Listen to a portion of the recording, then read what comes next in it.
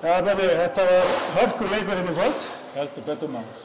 Kannski full tæft en þeir voru með úrslitið lendu? Já, ég ekki segja að ég lendi réttu megin en þessi náttúrulega sería er búin að vera alveg hrikalega jöfn. Þetta leikur nr. 2 sem að fyrir framlengingu. Allir verið að ráðast nema kannski fyrsti leikurinn bara í blá lokin. Þannig og það á ekkert að koma neinum á óvart þegar svona tvö góð en jöfn lið er að mætast. Þetta hlýtur að hafa tekið talsverða orku frá leikmönnum. Já, og þjálfurum líka trúið mér, sko. Ég er bara gjörsamlega búinn á því hérna, sko. Gjörsamlega búinn á því, sko. Þannig að ég get ímyndað mér að leikmennir séu búnir á því, sko. En nú svona liggur mönnum fórhætt með, teiknaðu síðasta leikkerfi upp svona, eða?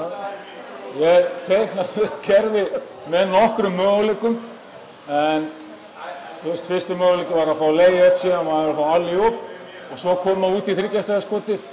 Þannig að þetta er bara svona hvað vörnin gefið þér, en þegar við reyndum svona alley-oop möguleikann fyrir Mario, þá dró hann varnarmanninn hans Þorra með sér inn.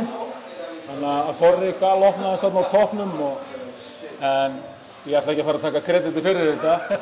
Þó að Þorri hafi verið opinn, þá er ýmislegt sem áttir að gera og það er að hitta djúpum og löngum þrist sem var ekkert nema netsýndist mér. Frábær endir og frábæri leik, frábæri seríu. Ég held það nefnilega að þetta hafi verið geggjuð sería. Auðvitað náttúrulega súrt fyrir Þórsarana að tapa, annar liði verður að tapa. En ég vil bara þakka Þórsarum fyrir bara geggjaða seríu og þeir getu alveg verið í okkar sporum, alveg svo við erum hérna núna fagnandi sigri, sko. Þetta er einhvern veginn alltaf hörkuleikir milli Þórs og Njarðvíkur.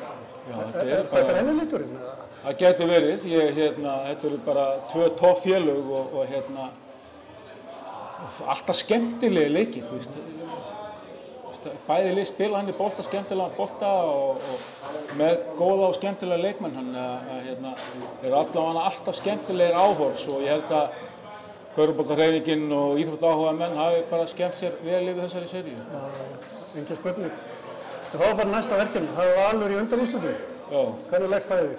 Bara ágætlega. Ég er náttúrulega ekki komin á hans stað að fara að pæla í næsta andstæðing því að það er eitthvað 7 mínútur síðan var bara dottinn út með 0,9 eftir og það leita ekkert vel út og svo allt í einu kemur ævintýralegu þristi frá Þorra og við erum konir áfram og þannig að ég hef ekki haft neitt tíma til þess að pæla í næsta andstæðing og ekki einu sinni hvenær sá leikur er. Ég þarf að fara bara að byrja að tjekka því en við förum í þetta á morgun. Já, leiða kvöldun að líða og njóta leiksins. Já, ég held að maður sofnar og við allir snemma, glaðir og sáttir en svo er bara næsta verkefni og þá þurfum við bara að setja þetta aftur fyrir okkur og hugsa áfram.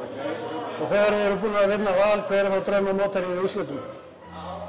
Það var náttúrulega langt best að við varum bróðnir Íslandsmeistarar þá, sko, en ég veit það ekki, ég bara eins og ég segi, ég er ennþá bara að melta þennan leik hérna og þarf aðeins meiri tíma í það, en ég vissi svo sem að Sigurlíf þessu leik myndi mæta Val, þannig að nú bara gerum við það og ef við vinnum Val, þá bara kemur í ljós hvað andstæðingum myndi fá eftir það. Eitt skref í einu. Já, og maður má ekki taka fram á sér í þessu. Bara segi gangi ykkur vel og alla leið Njarðvík. Takk fyrir það.